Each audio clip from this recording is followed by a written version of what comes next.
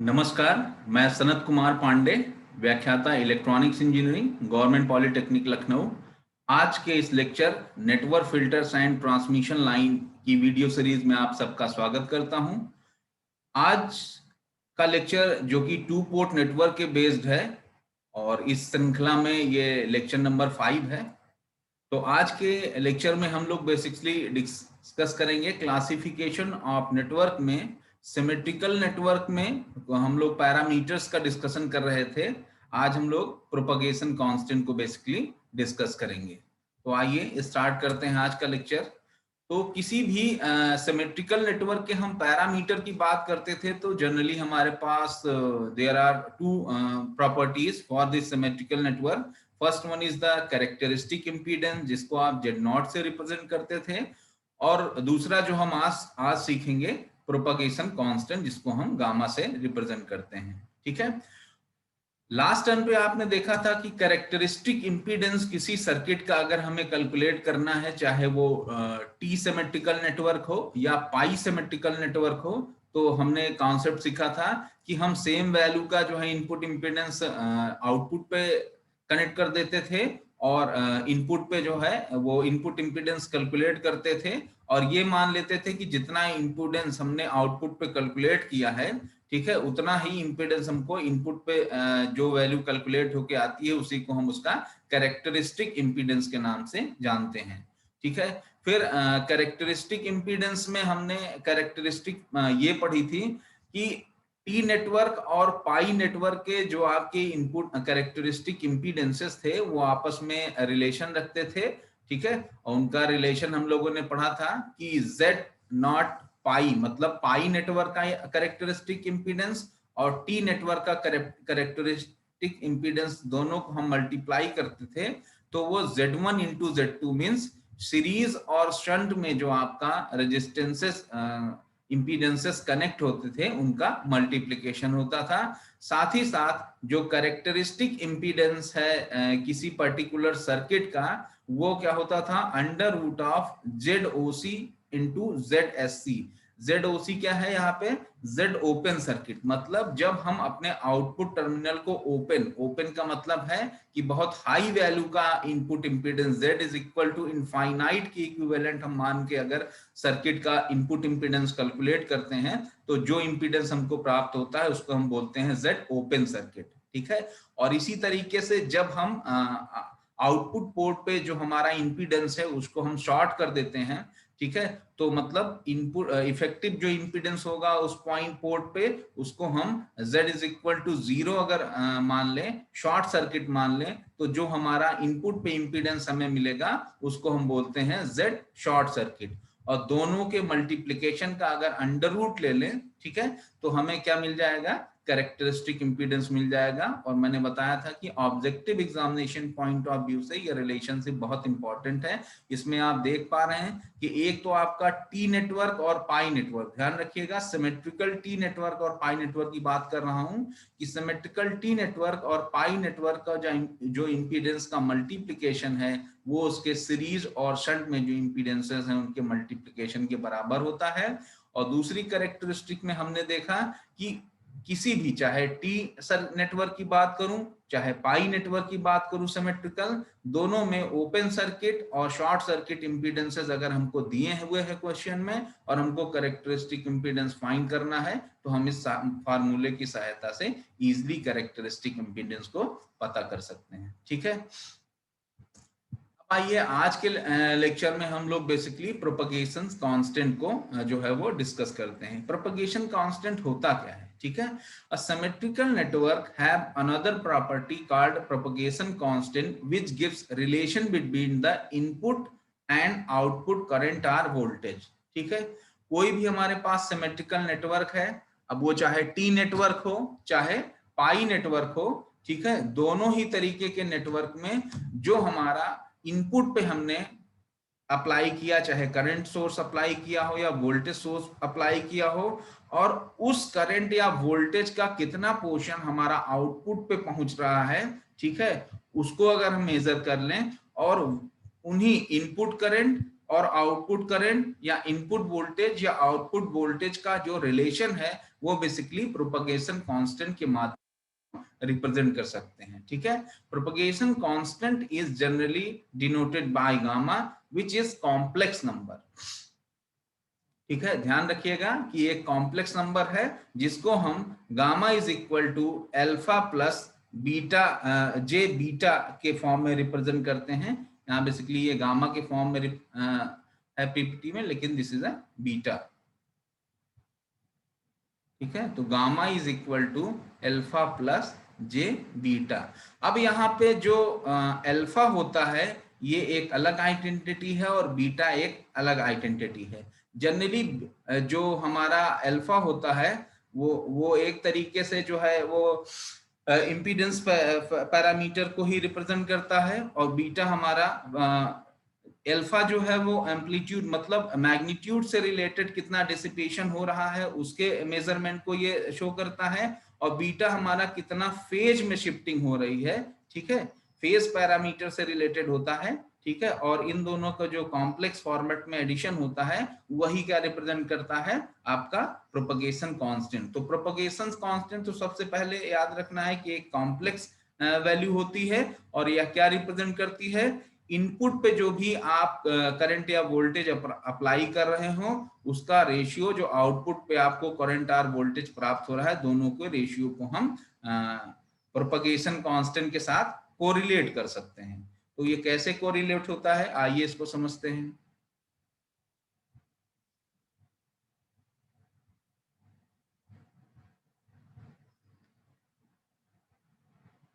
तो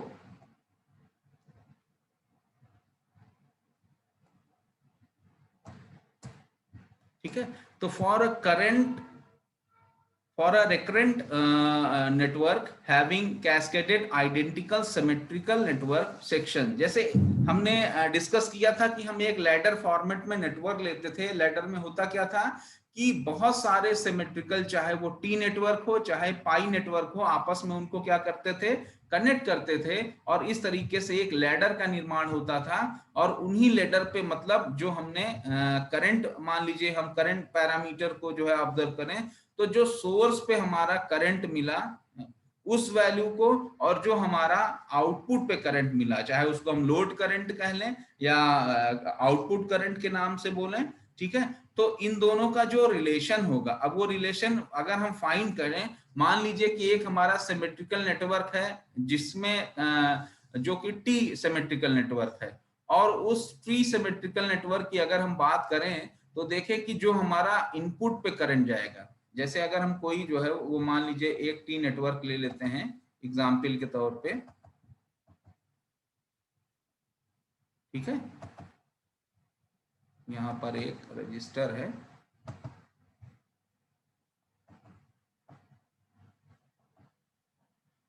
और इस नेटवर्क में ये दो इंपीडेंसेस कनेक्ट है सीरीज में, एक शंट में। अगर यहाँ पर आपका कोई करंट जो है वो जो इंटर कर रहा है उसको हम सोर्स करंट का नाम दें। ठीक है, IS हो गया, और यहाँ पे जो करंट आपका आउटपुट जा रहा है, अगर मान लीजिए इसको हम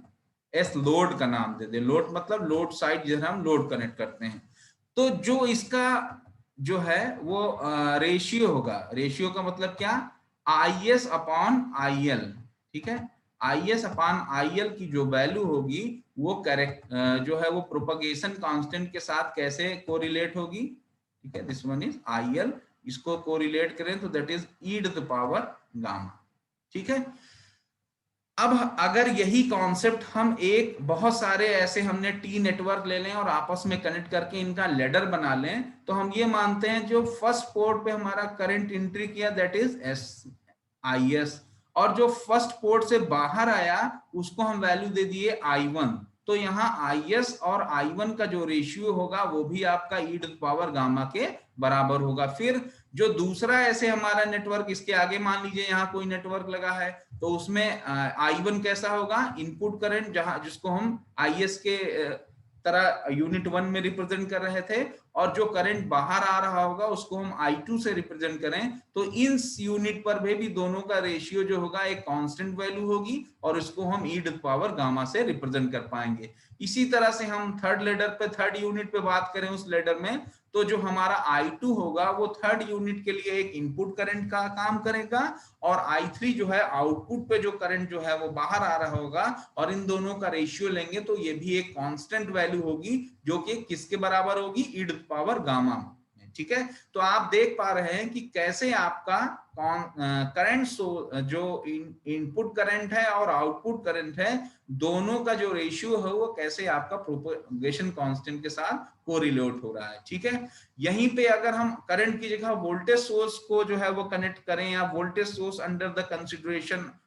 टुवर्ड्स द एनालिसिस लें, तो वहां आप जो ये रेशियो करंट का देख रहे हैं, वहां पर ऐसे वोल्टेज का रेशियो मतलब Vs अपॉन Vm V1 और V1 अपॉन V2 ऐसे ऐसे करते करते, और आपको एक Vs अपॉन VL मिलेगा, जो कि कांस्टेंट वैल्यू होगी, और जिसकी वैल्यू भी आपका e to the power gamma और वोल्ट। इस तरीके से हम अपने वोल्टेज जो सोर्सेज हैं उनका भी कोरिलेशन निकाल सकते हैं किसी प्रोपगेशन कांस्टेंट के साथ। ठीक है, तो इस तरीके से अगर हम लेडर न लेके एक छोटा सेक्शन लेके उसका ऑब्जर्वेशन कर रहे हैं, तो इसी का पार्ट क्या होगा, IS upon I1 is equal to I1 upon I2, जो कि बराबर क्या होगा, e टू पावर गामा के। तो आपने देखा कि कैसे किसी यूनिट, किसी पर्टिकुलर जो हमारा स्मॉल यूनिट है किसी नेटवर्क के, उसका जो करंट का या वोल्टेज का रेशियो है वो एक कांस्टेंट वैल्यू शो करता है, अगर वो सिमेट्रिकल नेटवर्क के पॉइंट ऑफ व्यू से हम बात करें। ठीक है, और एक यूनिट का जो ये रेशियो है वो दूसरे यूनिट के जो है करंट या वोल्टेज की वैल्यू के बराबर होता है, और वो प्रोपगेशन कांस्टेंट से जो है e टू पावर गामा के फॉर्मेट में को रिलेट होता है। ठीक है, तो इस तरीके से देखा आपने बेसिक जो आपका जो है प्रोपगेशन कांस्टेंट का मतलब क्या था वो आपने समझने का प्रयास किया। ठीक है, तो प्रोपगेशन कांस्टेंट कितना भी लंबा लैडर हो, मतलब थाउजेंड्स आप जो है वो टी नेटवर्क या पाई नेटवर्क आपस में कनेक्ट होकर लेडर बनाते हो, लेकिन आपको ये ध्यान रखना है कि पर्टिकुलर जो एक यूनिट होगी, चाहे वो टी सिमेट्रिकल टी सेक्शन की हो या सिमेट्रिकल पाई सेक्शन की हो, आपस में जो उसके करंट या वोल्टेज के रेशियो होंगे वो बराबर होंगे, और वो आपका प्रोपगेशन कांस्टेंट के साथ एक जो है वो रिलेशन रखेंगे। ठीक है, e to the power gamma के फॉर्म में। ठीक है, अब आइए हम लोग आगे इसकी मैथमेटिकल एनालिसिस के पॉइंट ऑफ व्यू से डिस्कशन करते हैं इसका। ठीक है, तो जैसा कि हम लोगों ने प्रोपगेशन कांस्टेंट का जो है वो देखा कि कैसे सिंगल यूनिट या लैडर के माध्यम से, जो अभी हमने डिस्कस किया सिमेट्रिकल नेटवर्क में, कि IS हमने यहाँ पर सोर्स करंट ले लिया, और हमने IL वहां पे लेके जो है वो अभी तक एक्सप्लेनेशन किया। इसको IR से भी आप रिप्रेजेंट कर सकते हैं, जो करंट आपका लोड साइड में जा रहा होगा। ठीक है, और यहीं अगर हम जो इक्वेशंस हमने अभी तक एनालिसिस करी, इन सब को आपस में इनका रेशियो ले लें, तो सीधे ही सीधे आपको मिल जाएगा कि जो IS अपॉन IR की वैल्यू है, ठीक है, अगर ये कंप्लीट लेडर हमारा सिमेट्रिकल टी नेटवर्क या पाई नेटवर्क से बना हुआ है, तो ये भी आपका करंट की जो वैल्यू होगी IS अपॉन IR, ये भी एक कांस्टेंट वैल्यू होगी, और ये जो है हमारा प्रोपगेशन कांस्टेंट के साथ e टू पावर गामा के फॉर्मेट में क्या होगी, कोरिलेट होगी। ठीक है, अब अगर हम इसकी मैथमेटिकल एनालिसिस करें फॉर n सेक्शन के लिए, ठीक है, तो जैसा मैंने आपको बताया कि अगर हम सभी जितने हमारे रेशियोज थे, जैसे IS अपॉन I1 है, I1 अपॉन I2 है, I2 अपॉन I3 है, इन सबको आपस में मल्टीप्लाई कर दें, तो मल्टीप्लाई कर दें तो क्या होगा यहाँ पे कि जो I1 से I1 कैंसिल हो जाएगा। ठीक है, ध्यान दीजिएगा मैथमेटिकल एनालिसिस थोड़ा, अगर इसकी मैथमेटिकल एनालिसिस समझ गए तो आप कैसा भी नेटवर्क जो है वो डिस्कस कर पाएंगे। मेरा कहना है कि अगर हम जो ये हमारे करंट के रेशियोज आए हैं, ठीक है, हर एक यूनिट के, अगर अभी तक हम क्या कर रहे थे कि जो करंट के रेशियो प्रत्येक यूनिट के लिए हैं वो आपस में बराबर होंगे, और वो e to the power gamma के इक्विवेलेंट होंगे या बराबर होंगे। ठीक है, मैं कह रहा हूं अगर प्रत्येक यूनिट का जो हमारा करंट का रेशियो है अगर आपस में उसको हम मल्टीप्लाई कर दें, ठीक है, ऐसे बहुत सारे और वैल्यूज आई होंगी, सबको आपस में मल्टीप्लाई कर दें तो जो हमारा सबसे आखिरी में आ रहा होगा टर्म, ठीक है, मान लीजिए एन नंबर ऑफ हमने नेटवर्क कनेक्ट किए हैं तो ये क्या हो जाएगा आई एन माइनस वन, ठीक है, और यहाँ पे क्या आ जाएगा आई एन, ठीक है। अब क्या होगा मल्टीप्लाई कर दें तो क्या I1 से I1 कैंसिल हो गया, ऐसे I2 से I2 कैंसिल हो जाएगा, I3 से I3 कैंसिल हो जाएगा और IN माइनस वन जो यहाँ जो डिनोमिनेटर में IN माइनस वन आया होगा उससे कैंसिल हो जाएगा और हमारा कुल मिला के जो एक्सप्रेशन हो जाएगी वो हो जाएगी क्या IS अपॉन IN, ठीक है। और आपने एक चीज अगर मैथमेटिक्स में पढ़ी हो, ठीक है, कि जब भी हमारे कई सारे टर्म्स, ठीक है, जैसे e to the power a और e to the power b को अगर आप मल्टीप्लाई करते हैं तो क्या आपस में अगर बेस सेम होता है तो इनकी पावर आपस में ऐड हो जाएगी, तो इसकी वैल्यू क्या हो जाएगी e to the power a plus b हो जाएगी, ठीक है, it's become e to the power a plus b। Same उसी मैथमेटिकल फार्मूले से, ठीक है, ये e to the power a plus b हो जाएगा, सेम उसी मैथमेटिकल फार्मूले से अगर n times e to the power gamma को हम मल्टीप्लाई कर दें तो क्या यहाँ हमको वैल्यू अगर सब e to the power gamma plus gamma how many times n times अगर आपस में ऐड हो जाएंगे तो क्या हमारे पास, ठीक है, e to the power n gamma हो जाएगा किसके बराबर is अपॉन in, मतलब जो हमारा इनपुट पे करंट था और जो आउटपुट पे हमको करंट का वैल्यू मिला दोनों का रेशियो लेंगे तो वो जितने नंबर ऑफ हमारा जो है वो यूनिट्स लेडर में उपयोग की गई हैं e टू द पावर उस वैल्यू से गामा को मल्टीप्लाई करने पे हमको इनका रेशियो की वैल्यू प्राप्त हो जाएगी, ठीक है। यहाँ हमने माना कि n numbers of unit connected हैं तो it's become e to the power n gamma, ठीक है। तो इस तरीके से आपने देखा कि कैसे हमारा जो है मेनी नंबर्स ऑफ लेडर्स जब कनेक्टेड होते हैं, ठीक है, तो हम कैसे फाइंड आउट कर पाते हैं जो है वो करंट और उसका रेशियो, ठीक है, या वोल्टेज का रेशियो और उसका कोरिलेशन प्रोपेगेशन कांस्टेंट के साथ, ठीक है। तो सेम इसी नेटवर्क पे अगर हम लेडर अप्लाई करें, लेडर पे जो है अपना ये कॉन्सेप्ट अप्लाई करें और माने कि n नंबर ऑफ ऐसी यूनिट्स कनेक्टेड थी, ठीक है, तो हमें आउटपुट पे क्या मिल जाएगा is अपॉन in जो हमने वहां पे लिया था, इसने n is equal to r लिया है, r मतलब जो आखिरी वाली यूनिट थी उसका नंबर, तो टोटल इसकी वैल्यू क्या हो जाएगा e to the power n gamma के बराबर हो जाएगा। और गामा मैंने बताया था किसके बराबर होता है एल्फा प्लस जे बीटा के बराबर, ठीक है, जे एल्फा प्लस जे बीटा के बराबर। और अल्फा मैंने बताया था आपको क्या होता है, अल्फा आपका एटेन्युएशन कांस्टेंट होता है बेसिकली, और ये बताता है कि जो हमारा मैग्नीट्यूड था, जैसे हमने करंट अगर मान लीजिए फेजर करंट हम किसी सर्किट पे अप्लाई करें तो एक उसका एम्पलीट्यूड होता है, एक उसका होता है फेज एंगल, ठीक है। तो जब करंट हमारी इनपुट किसी सर्किट के इनपुट से पास की और आउटपुट पे पहुंच रही है तो आउटपुट तक पहुंचने में कितना उसके मैग्नीट्यूड में जो है वो डिग्रेडेशन हो गया, मतलब कितना पोर्शन ऑफ एम्पलीट्यूड जो है वो डिग्रेड हो गया, वही हमारा क्या बताता है एटेन्युएशन कांस्टेंट, कितना एम्पलीट्यूड एटेन्युएट हो गया कितना पोर्शन, ठीक है। जाहिर सी बात है अगर हमारा करंट जो है वो एक पोर्ट से दूसरे पोर्ट पे जा रहा है तो कुछ पावर जो है लॉसेस होते हैं, ठीक है, चाहे वो रेडिएशन फॉर्म में हो या हमारा सर्किट हीट अप हो रहा हो, तो क्या होगा जो ट्रांसमिशन हो रहा होगा करंट का उसका कुछ पोर्शन तो कुछ एम्पलीट्यूड जो है वो एटेन्युएट होगा, और वही कितना हमारा जो है वो पोर्शन एटेन्युएट हो रहा है उसको कौन रिप्रेजेंट करेगा attenuation constant, that is represented by the alpha, ठीक है। नेक्स्ट है हमारा जब हमारा करंट एक जगह से दूसरे जगह किसी सर्किट से ट्रांसमिट हो रहा होगा तो उसके फेज एंगल पे भी कुछ इफेक्ट पड़ेगा, ठीक है, और वो फेज एंगल पे कितना इफेक्ट पड़ेगा it is decided by the propagation constant beta which is known as the phase shift constant, ठीक है, beta is known as the phase shift constant, ठीक है। तो इस तरीके से हम अपने अल्फा और बीटा, अल्फा हमें क्या बताता है, मैग्नीट्यूड एम्पलीट्यूड से रिलेटेड कितना एटेन्युएशन हुआ उसका पोर्शन बताता है, और बीटा बेसिकली हमको बताता है कि कितना पोर्शन हमारा फेज में शिफ्टिंग आई ड्यूरिंग द ट्रांसमिशन। इन दोनों की वैल्यू हम मेजर कर लेते हैं तो हमें आउटपुट पे अपने करंट की वैल्यू या वोल्टेज की वैल्यू एग्जैक्टली फाइंड करने में आसानी रहती है। ठीक है, फिर एक छोटी सी हम लोग मैथमेटिकल एनालिसिस लगाते हैं, जो आप लोगों ने 7th 8th लेवल पे भी इसको पढ़ा होगा। ठीक है, जैसे गामा की वैल्यू हमने बताया, gamma is equal to alpha plus J beta. ठीक है, और अब अगर यहाँ पे हम e to the power gamma कर दें तो क्या इस पूरी इक्वेशन को हम लिख सकते हैं e to the power gamma is equal to e to the power alpha plus beta. ठीक है, e to the power alpha plus beta. ठीक है, और यहाँ पे ये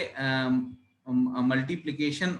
होगा। ठीक है, e to the power alpha plus beta की बात करें तो क्या हम इसको लिख सकते हैं e to the power alpha into e to the power j beta. ठीक है, मैंने सिर्फ इतना किया कि e to the power gamma में हमने गामा की वैल्यू क्या कर दी, गामा की वैल्यू क्या थी, e to the power alpha plus J beta. ठीक है, जे बीटा। ठीक है, और यहीं पे हमने इसको वही मैथमेटिकल कॉन्सेप्ट लगाया कि बेस ये आपस में क्या होंगे, मल्टीप्लाई होंगे, तभी इनका बेस जो है ऐड हुआ है। तो हम इसको कैसे लिख सकते हैं, e to the power alpha into e to the power j beta. अब जो है हम जानते हैं कि e to the power j beta को अगर हम एक्सपेंड करें तो e to the power j beta की वैल्यू क्या हो जाएगी, cos beta plus j sine beta. ठीक है, तो ये e to the power alpha तो ऐसे एज इट इज रहा, और e to the power j beta को हमने एक्सपेंड कर दिया तो इसकी वैल्यू क्या हो गई, cos beta plus j sine beta. ठीक है, अब इसको अगर हम जो है और थोड़ा सा सॉल्व करें, ठीक है, मैथमेटिकली, और इसको सॉल्व करें और इसको एम्पलीट्यूड और एंगल के फॉर्मेट में रिप्रेजेंट करें तो इसकी वैल्यू क्या हो जाएगी, एम्पलीट्यूड इसका क्या हो जाएगा, अंडर रूट, कोई इक्वेशन होती है तो उसके एम्पलीट्यूड क्या हो जाता है, ए स्क्वायर प्लस बी स्क्वायर। तो यहाँ ए क्या है, बेसिकली कॉस बीटा का होल स्क्वायर, और बी क्या है, साइन बीटा, तो साइन बीटा का होल स्क्वायर इसका अंडर रूट। ठीक है, आप लोगों ने पढ़ा होगा डिमॉर्गन थ्योरम वगैरह जब आप लोग पढ़ रहे होंगे। ठीक है, तो वहां पे आप लोग इसकी एनालिसिस पढ़े होंगे। ठीक है, किसी का एम्पलीट्यूड और एंगल उसका क्या होता है, tan square B by A, tan inverse B by A. ठीक है, उसका एंगल अगर हम या फेज उसका कैलकुलेट करें किसी आइडेंटिटी का तो दैट इज हो जाता है क्या, tan inverse b by a। ठीक है, बहुत अच्छा है, मार्कर नहीं चल पा रहा है क्योंकि माउस के ही थ्रू इसको यूज कर रहे हैं। तो इसको हम इस तरह से अगर रिप्रेजेंट करें तो ये हो जाएगा क्या, फेज हमारा हो गया tan इनवर्स, b की वैल्यू क्या थी साइन बीटा, a की वैल्यू क्या थी कॉस बीटा, तो इसकी वैल्यू क्या होगी tan inverse sine b by A, और मैग्नीट्यूड कितना होगा, cos square beta plus sine square beta, और इसको आप सॉल्व करेंगे तो आपको कुल मिला के वैल्यू मिल जाएगी e to the power alpha upon beta. ठीक है, तो ये एक रिलेशन आ गया आपका किसमें, वही e to the power e to the power gamma का रिलेशन आ गया e to the power alpha upon beta से। ठीक है, और अगर इसको हम इसकी एनालिसिस पे जाएं, ठीक है, कि बेसिकली इसका ये तो मैथमेटिकल एनालिसिस थी। ठीक है, मैथमेटिकल एनालिसिस हमारा ऑब्जेक्टिव नहीं है बहुत इसको हम एक्सप्लेन करें, मेन हमारा इसका जो हमारा as a electronic engineer point of view से जो इसका मतलब है, मेन हमको वो समझना है कि बेसिकली ये टर्म होता क्या है और किसी सर्किट में इसका इफेक्ट क्या होता है। तो आइए हम स्टडी करते हैं प्रोपगेशन कांस्टेंट गामा के जो एलिमेंट्स थे अल्फा और बीटा के बारे में, जो आपको किसी सर्किट की एनालिसिस में बहुत हेल्पफुल होते हैं। तो सबसे पहला मैंने बताया था कि आपका था एटेन्युएशन कांस्टेंट। तो एटेन्युएशन कांस्टेंट में को मैंने जैसे बताया कि इसको अल्फा से रिप्रेजेंट करते हैं, और it represent loss of signal energy during propagation through the network in terms of magnitude. ठीक है, इसकी यूनिट क्या होती है, इसको नेपर्स में रिप्रेजेंट करते हैं। ठीक है, तो जैसे मैंने 10 वॉट की पावर जो है वो ट्रांसमिट करी किसी एक टर्मिनल से, और दूसरे टर्मिनल पे हमारा कितना जो है वो पावर पहुंची है, ठीक है, तो जाहिर सी बात है रास्ते में कुछ ना कुछ जो है डेसिपेशन हुआ होगा, कुछ डिस्पर्स हो गई होगी, कुछ रेडिएट हो गई होगी। तो जो हमारा रिसीव हुई पावर, ठीक है, उसको अगर हम जितनी पावर हम ट्रांसमिट कर रहे हैं उसमें से माइनस कर दें तो हमको एक क्या हो जाएगा, वैल्यू पता चल जाएगी कि कितनी पावर बेसिकली जो है हमारी वहां से इस सर्किट को ट्रांसमीटर से रिसीविंग पोर्ट पे आने में लॉस हो गई। ठीक है, तो इस तरीके से जो पैरामीटर बताएगा कि किस हिसाब से ये पावर लॉस हो रही है, ठीक है, पर यूनिट लेंथ या पर यूनिट नेटवर्क या जो भी पैरामीटर हो, कितनी पावर लॉस हो रही है उसका जो एक मेजर होगा वो रिप्रेजेंट होगा किससे, अल्फा से, जिसको हम एटेन्युएशन कांस्टेंट के नाम से जानते हैं। ठीक है, इसकी यूनिट याद रखिएगा नेपर्स, चूंकि ये objective questions point of view से इंपॉर्टेंट है। फिर नेक्स्ट है आपका फेज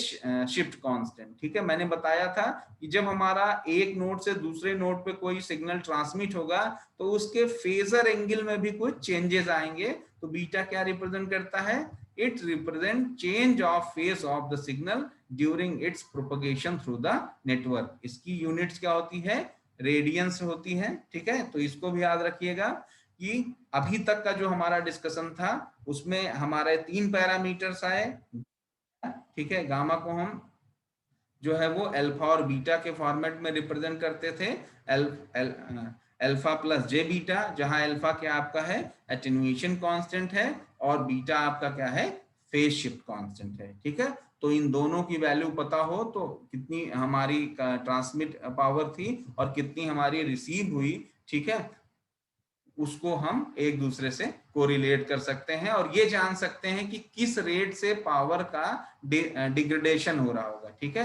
अब हम प्रोपगेशन कांस्टेंट की ही बात करें, ठीक है, तो किसी टी नेटवर्क में इस कॉन्सेप्ट को हम अप्लाई कैसे करेंगे ये देखते हैं। ठीक है, तो सबसे पहले आइए हम इसकी एनालिसिस नेटवर्क की सीखते हैं कि अगर हमारा कोई 2 पोर्ट नेटवर्क है, इसमें हम कैसे केवीएल और केसीएल, किरचॉफ वोल्टेज लॉ और किरचॉफ करंट लॉ का इस्तेमाल करके हम इस सर्किट को एनालिसिस करना सीखेंगे, जो आप लोग इससे पहले की कक्षाओं में पढ़ चुके होंगे। ठीक है, तो हमने यहाँ किया क्या कि एक हमारा सिमेट्रिकल नेटवर्क है, तो जो और सिमेट्रिकल कैसा नेटवर्क है, टी नेटवर्क है। ठीक है, इस टी नेटवर्क पे हमने आउटपुट पे जेड नॉट कनेक्ट कर दिया। सिमेट्रिकल नेटवर्क है होगा तो इनपुट पे भी हमारा जेड नॉट होगा। ठीक है, इनपुट इंपीडेंस जेड नॉट के बराबर इसका हो गया। ठीक है,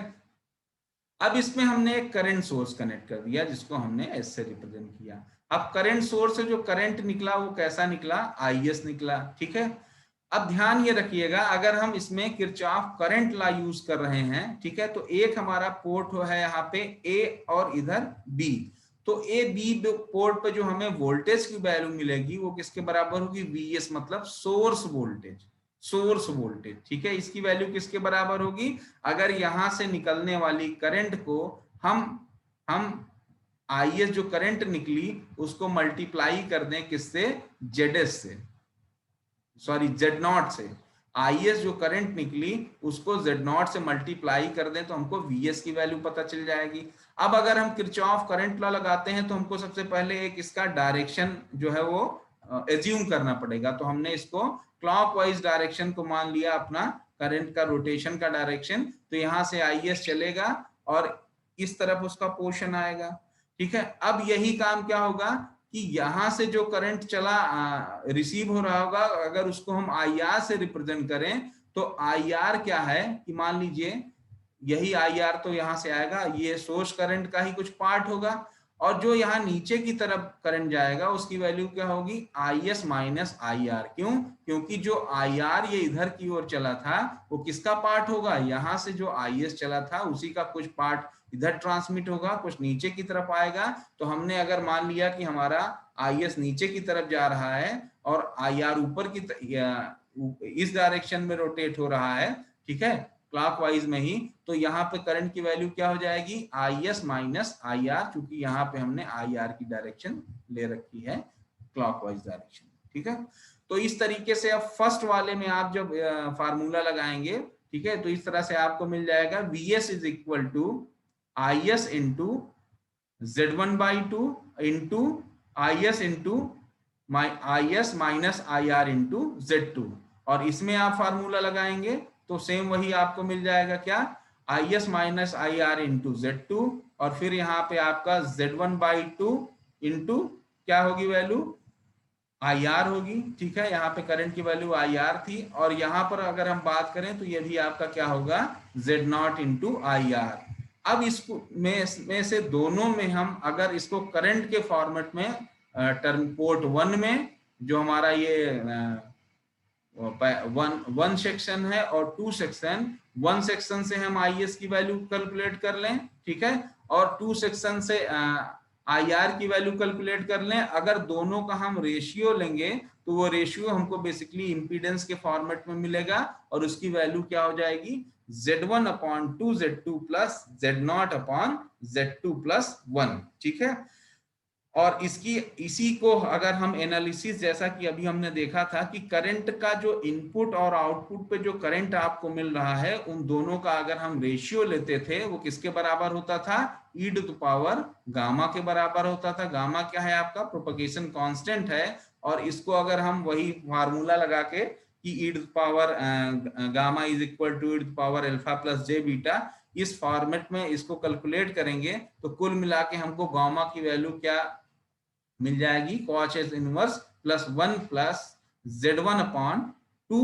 Z2। ठीक है, इसको आप लोग मैथमेटिकल एनालिसिस करके देखिएगा, आपको यही वैल्यू मिलनी चाहिए। ठीक है, तो इस तरीके से हम किसी 2 पोर्ट नेटवर्क में प्रोपगेशन कांस्टेंट के जो हमारा कॉन्सेप्ट है उसको अप्लाई करते हैं और पाते हैं कि कैसे हम किसी सर्किट की एनालिसिस कर सकते हैं। अभी इसकी एनालिसिस आने वाले लेक्चर्स में हम और भी अच्छे से डिस्कस करेंगे, क्योंकि आगे हमारा जो नेटवर्क है 2 पोर्ट हो में टी नेटवर्क हो या पाई नेटवर्क हो, सभी में हमको बेसिकली केवीएल और केसीएल को अप्लाई करके इस सिस्टम में हमें प्रोपगेशन कांस्टेंट हो या जो है हमने एटेन्यूएशन कांस्टेंट या फेज शिफ्ट कांस्टेंट जो पढ़ा, उसकी वैल्यू अगर हमें कहीं आती है निकालने को तो हम निकाल सकते हैं। ठीक है, तो एक सिंपल सा रिलेशन है कि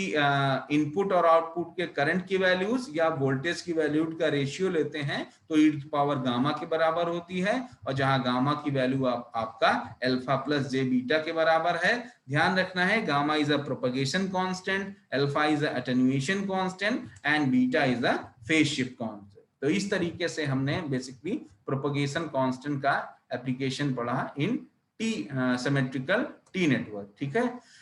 नेक्स्ट लेक्चर में हम लोग असिमेट्रिकल नेटवर्क में ही कुछ ऐसे ही कॉन्सेप्ट को देखेंगे, जहां पर हम देखेंगे प्रॉपर्टीज ऑफ सिमेट्रिकल